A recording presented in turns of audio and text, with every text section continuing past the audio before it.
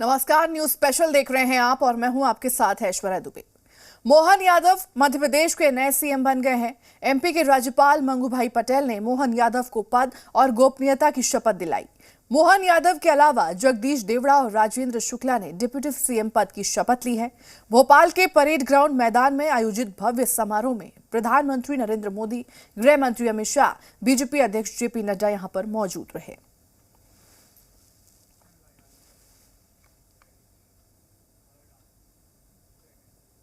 BJP ने मध्य प्रदेश, राजस्थान और छत्तीसगढ़ में बम्पर जीत हासिल की है और जिसके बाद से बीजेपी ने सभी को यहां पर चौंकाते हुए तीनों राज्यों में बता दें कि सीएम के नाम का ऐलान कर दिया है। इस ऐलान के साथ साथ बीजेपी ने जातियों को साधने की कोशिश की है, जो 2024 चुनाव के लिए बीजेपी के लिए फायदेमंद हो सकती है। कैसे, रिपोर्ट देखिए।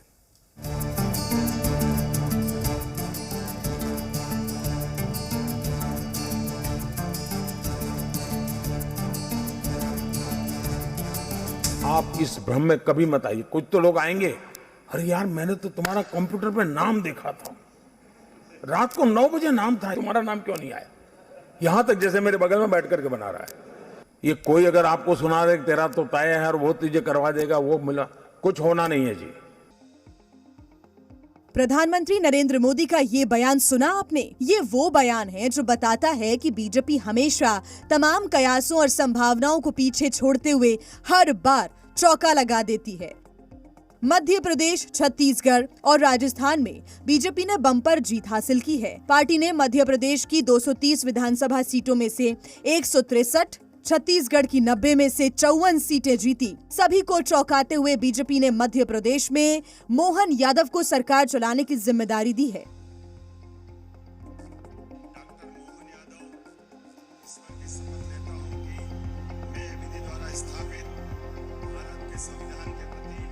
सच्ची श्रद्धा और निष्ठा रखूंगा। मध्य प्रदेश में मिली जीत के साथ ही बीजेपी ने लोकसभा के चुनावों को लेकर एक बड़ा सियासी दांव खेला है। मध्य प्रदेश और छत्तीसगढ़ के जरिए बीजेपी ने 2 बड़े वर्गों को साधने के लिए बड़ा गेम प्लान सेट किया। मध्य प्रदेश में ओबीसी को सीएम बनाकर बीजेपी ने यूपी और बिहार समेत अन्य राज्यों के ओबीसी को साधने की कोशिश की है। यूपी में अखिलेश यादव और बिहार में तेजस्वी यादव की काट निकालने के लिए बीजेपी ने ओबीसी को सीएम बनाया है। एक ओबीसी चेहरे को सीएम बनाकर मोदी ने राहुल गांधी के ओबीसी दांव की काट करने की कोशिश की है, क्योंकि कांग्रेस लगातार ओबीसी अफसरों को लेकर बीजेपी पर निशाना साधती रही है। प्रधानमंत्री ओबीसी हैं, मगर सरकार को 90 अफसर चलाते हैं। 90 अफसर में से 3 ओबीसी हैं और जो ओबीसी हैं उनका कोने में ऑफिस है। तो मेरा पॉइंट है कि सरकार का सिस्टम, हमारा इंस्टीट्यूशनल सिस्टम जो है पूरा का पूरा, उसमें ओबीसी की कितनी भागीदारी है? मोदी तो ओबीसी है। इससे पहले देश में जो चुनाव हुए उनमें ये लोग मोदी के बहाने पूरे ओबीसी समाज को चोर कह रहे थे।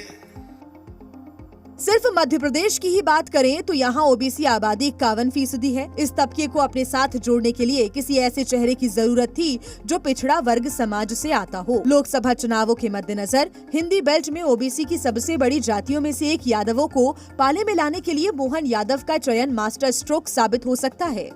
भारतीय जनता पार्टी को जो प्रचंड बहुमत की सरकार का जनादेश मिला है, आज का दिन बहुत खास है, ऐतिहासिक दिन है। मध्य प्रदेश की धरती पे एक बार सबका स्वागत है। बीजेपी ने सब कुछ साधने के लिए यूपी की तर्ज पर 1+2 फॉर्मूले की चर्चा की थी और ऐसा हुआ भी। बीजेपी ने दिग्गज आदिवासी नेता, पार्टी के पुराने कद्दावर विष्णुदेव साय को मुख्यमंत्री बनाने का ऐलान किया है। विजय शर्मा के रूप में सामान्य और अरुण साव के रूप में ओबीसी चेहरे की डिप्टी सीएम पद पर ताजपोशी भी तय हो गई है। बीजेपी ने झारखंड, ओडिशा जैसे राज्यों में भी आदिवासी वोट की अहमियत को देखते हुए आदिवासी कार्ड चलने का निर्णय लिया और साहू समाज के साथ ही अन्य तबकों को संतुष्ट करने के लिए 2 डेप्यूटी सीएम बनाकर पावर बैलेंस की रणनीति अपनाई। वहीं राजस्थान में भी सीएम के सस्पेंस से पर्दा उठ गया है। बीजेपी ने यहाँ भी सबको चौंकाते हुए पहली बार विधायक बने भजनलाल शर्मा को सरकार चलाने की जिम्मेदारी दी है। श्री भजनलाल जी शर्मा के नेतृत्व में यह राजस्थान तेजी के साथ प्रगति के पथ पर आगे बढ़ेगा। सभी कार्यकर्ताओं ने श्री भजनलाल जी शर्मा को अपनी हार्दिक बधाई दी है। दरअसल नए सीएम के तौर पर भजनलाल शर्मा के नाम का ऐलान कितना चौंकाने वाला था, इस बात का अंदाजा इसी से लगाया जा सकता है कि वसुंधरा राजे को राजनाथ सिंह ने एक पर्ची दी। वसुंधरा राजे ने उस पर्ची को देखा और उनके चेहरे पर एक अजीब सी खामोशी आ गई।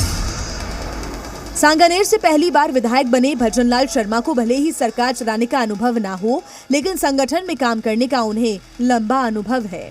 एबीवीपी से राजनीति की शुरुआत करने वाले भजनलाल के पास संगठन में काम करने का 34 साल का अनुभव है। 90 के दशक में जब राम मंदिर आंदोलन चल रहा था, तब भजनलाल इस आंदोलन की आग में तप रहे थे। साल 1991-92 में भजनलाल शर्मा की क्षमता को देखते हुए भारतीय जनता युवा मोर्चा की कमान सौंपी गई और भजनलाल शर्मा ने वहां अपनी पूरी जिम्मेदारी निभाई। यही नहीं, भजनलाल लंबे समय से पार्टी में संगठन के लिए काम कर रहे थे और 4 बार प्रदेश बीजेपी के महामंत्री रहे हैं।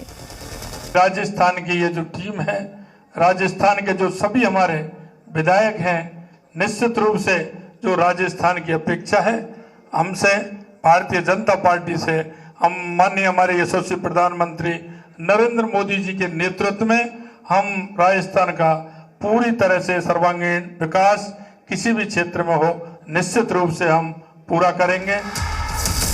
बीजेपी में मोदी शाह का युग चौंकाने वाले फैसलों के लिए जाना जाता है। राजस्थान के सीएम के रूप में भजनलाल शर्मा का नाम प्रस्तावित करके बीजेपी ने एक बार फिर सबको चौंका दिया है। इसके साथ ही मोदी युग की बीजेपी ने 23 में ही 24 की लोकसभा का रोड मैप भी तैयार कर दिया है।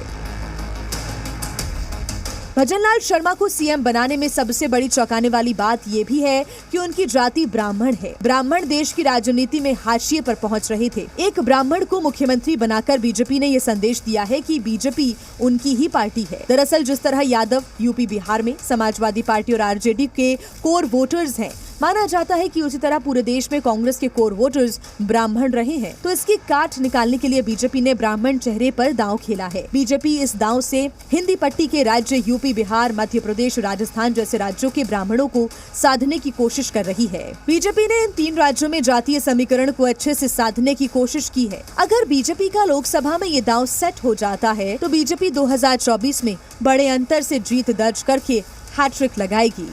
ब्यूरो रिपोर्ट, जी मीडिया।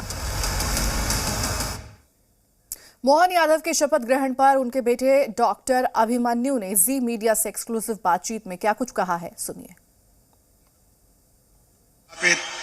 भारत के संविधान के प्रति आया था, तब मैं मेरे ओपीडी में बैठा था अपने सीनियर सर के साथ और फोन आने लगे एकदम से, देख के काफी अच्छा लगा। एकदम चौकन्ने हो गए थे। कुछ टाइम तक तो कुछ समझ नहीं पड़ रहा था। बहुत अच्छा लगा था, बहुत अच्छी फीलिंग थी। अभिमन्यु जी, आपको क्या पहले से पता था कि सीएम बनने वाले हैं? नहीं, बिल्कुल पहले से कुछ नहीं पता था। एक्चुअली इतना मैं इंटरेस्ट पॉलिटिक्स में रहता नहीं है, इसलिए मेरा, लेकिन सुना था तो काफ़ी अच्छा लगा था, क्योंकि 7 या 8 करोड़ के बीच में एक बहुत भाग्यवान लगते हैं अगर आप रहते हैं तो। उम्मीद थी पहले, जिस तरह से अलग लोगों के नाम चल रहे थे, तो मैं उम्मीद थी या इच्छा थी आप लोगों की कि विधायक दल के नेता पिताजी चुने जाएं? नहीं, कोई उम्मीद ऐसा सोचा नहीं था हमने बिल्कुल भी, लेकिन जो हुआ था काफी अच्छा लगा सभी को, पूरे परिवार को। वहीं मोहन यादव की बहन ने इस मौके पर कहा कि वो उम्मीद करती हैं कि सीएम मोहन यादव का ये कार्यकाल यशस्वी हो। जनता पार्टी में कोई पद मायने नहीं रखता है, उसमें दायित्व होता है, जिम्मेदारियां होती है, और ये भी एक बड़ी जिम्मेदारी है। आप लोगों को कब पता चला कि वो सीएम पद की शपथ लेंगे या कि विधायक दल का नेता चुना गया? पहले से पता था कि कुछ उम्मीद थी पहले? नहीं, जैसे सभी लोग टीवी देख रहे थे, स्वाभाविक रूप से विधायक दल की बैठक हो रही थी, हम भी देख रहे थे, उसको एंजॉय कर रहे थे कि सबके फोटोग्राफी हो रही है, सारा सब जो टीवी में दिखाया जा रहा था समाचार, वो हम भी देख रहे थे। अंदाजा था कि विधायक दल के नेता चुने जाएंगे? बिल्कुल नहीं था। क्या उम्मीदें हैं उनसे? क्या चाहती हैं कि क्या करें वो, मतलब किस तरह से मध्य प्रदेश में काम करें? करता खुश है, सारी जनता खुश है। जनता ने असीम आशीर्वाद, प्रचंड बहुमत के साथ भारतीय जनता पार्टी को अपना आशीर्वाद दिया है, तो निश्चित रूप से भारतीय जनता पार्टी नई ऊंचाइयों को छुए, अपने सिद्धांतों पर भारतीय जनता पार्टी आगे बढ़े और ये कार्यकाल यशस्वी हो, ऐसी ही प्रार्थना भगवान से करती हूँ। छत्तीसगढ़ में आज शाम 4 बजे विष्णुदेव साय सीएम पद की शपथ लेंगे। शपथ से पहले विष्णुदेव साय ने पूजा की और भगवान का आशीर्वाद लिया। पूजा के बाद विष्णुदेव ने कहा कि उनका परिवार उनके साथ शपथ ग्रहण समारोह में शामिल होगा। तो रायपुर में आज शाम 4 बजे शपथ ग्रहण समारोह होगा। विष्णुदेव साय शपथ ग्रहण समारोह से पहले मंदिर पहुंचे, जहां उन्होंने पूजा पाठ की और भगवान का आशीर्वाद लिया और साथ ही साथ उन्होंने कहा कि उनके साथ उनके परिवारजन जो हैं, उनके परिजन जो हैं, वो भी शपथ ग्रहण समारोह में शामिल होंगे।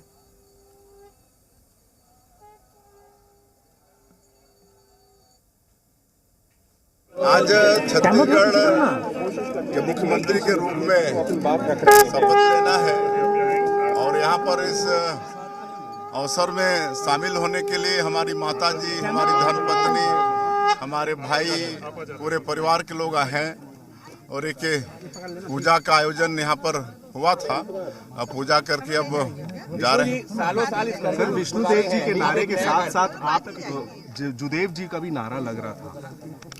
देखिए, दिलीप सिंह जुदेव जी हमारे आदर्श हैं राजनीति में, वही हमको राजनीति में लाए और विधायक, सांसद या जो भी आज जिस मुकाम पर हूँ उसमें उनका बहुत बड़ा आशीर्वाद। उनका विष्णुदेव साय की मां ने उनके शपथ ग्रहण से पहले क्या कुछ कहा है, सुनाते हैं आपको। आपके लिए आज का बहुत वक्त है, विष्णु देखकर बहुत खुश हूँ मैं। मेरी रानी माँ बन गई। मेरी बेटा आज सपना को पूरा किया जी। क्या क्या चाहती, क्या अपेक्षा है आपकी बेटे से? जिस तरह से मतारी बंधन योजना लागू करने की बात है या फिर किसानों की बात हो, कुछ बेटे से इस तरफ को लेकर कुछ चर्चा हुई आज? आज तो कुछ नहीं हुआ है जी। मेरा बेटा सीएम बना और पूरा जिला, जसपुर जिला के छत्तीसगढ़ का सीएम बना। तो ही विष्णुदेव साय की पत्नी ने कहा कि लंबे संघर्ष के बाद अब मेहनत सफल हो गई है। बहुत बड़ा लम्हा आपके परिवार के लिए, क्या उम्मीदें हैं, क्या चाहती हैं आपके पति जब सीट पर बैठे कुर्सी पर, तो सबसे पहला काम क्या चाहती हैं आप? पहला काम तो यह है कि हम सबका आभार व्यक्त करें कि इस सिंहासन तक उन्होंने पहुंचाया है। तो समस्त छोटे बड़े सभी का बहुत अभिवंदन करें, हम उनका वंदन करें, उनका स्मरण करें और सबसे पहले तो जनता के बीच में ही जाना पसंद करेंगे। उसके बाद जो कार्य है उसको आगे बढ़ाएंगे। मतारी बंधन योजना जो है एक तरह से ऐलान किया गया, किसानों को बोनस देने की जो बात हुई है उस पर कुछ चर्चा होती है जब सर का नाम ऐलान हुआ सीएम पद को लेकर? तो हाँ, ये चुनाव क्षेत्र में भी हमने अब हमारे माननीय मोदी जी के जो घोषणा पत्र है उसी को लेकर के हमने भ्रमण करा है और उसी का नतीजा है कि आज हमारी जनता हमारे साथ में है, तो उसका हमने बिल्कुल योजनाबद्ध तरीके से उन तक पहुंचाने का प्रयास करेंगे। किसी भी पुरुष के सक्सेस में महिला का बड़ा योगदान होता है। आप किस तरह से सपोर्ट करती रही विष्णुदेव साय जी का? ये आप सबको पता है क्योंकि वो अभी से नहीं है, बहुत पुराने नेता हैं, तो इतना संघर्ष तो हमने भी करा उनके साथ में, तो हमेशा उनके साथ